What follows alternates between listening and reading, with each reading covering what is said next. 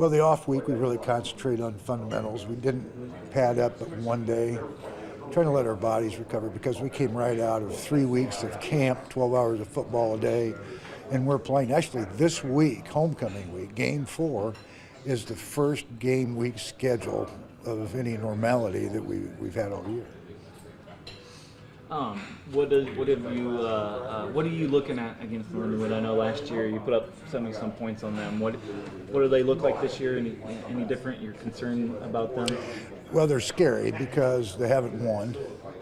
Probably the best defensive line we've gone up against. They're talented, they're big, they're quick, they're athletic. They throw the ball 80% of the time, so they can score.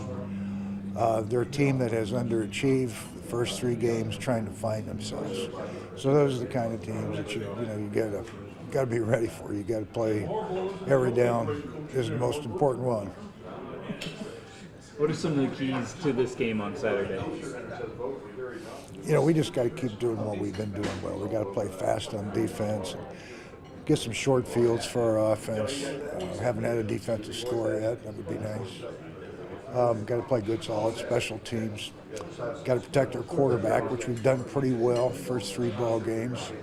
And continuing, hopefully we get a nice dry day. We didn't get that 2 out of the 3 games thus far. So I think we've got a good receiving core, good stable of running backs. Quarterback's pretty good. So I think we've got makings of a fine football team. But you just got to keep progressing. You can't look far ahead. You can't look to the next game. You got to just focus on the day. Now, how do you guys make sure to focus on the day and not overlook opponents? So you just mentioned you can't afford to, but how do you make sure the players don't do any of that during the game? I preach the word every day, brother. I'm a Sunday preacher every day. It's about getting better today. It's about Lindenwood this week. It's about Lindenwood this week. It's about Lindenwood this week. The homecoming experience in college, brings a lot of former players back for you guys. How much do you enjoy that as a coach? I love it.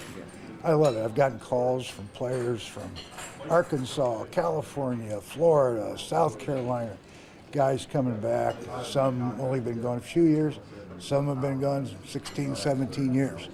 So it's really good. Some of them are going to be back for our Friday afternoon pregame practice, and they'll get to talk to the players at that time. So it's pretty neat. It's a pretty neat tradition. Expectations are always high. Some of these guys haven't crossed paths, and through this football family, hopefully they will.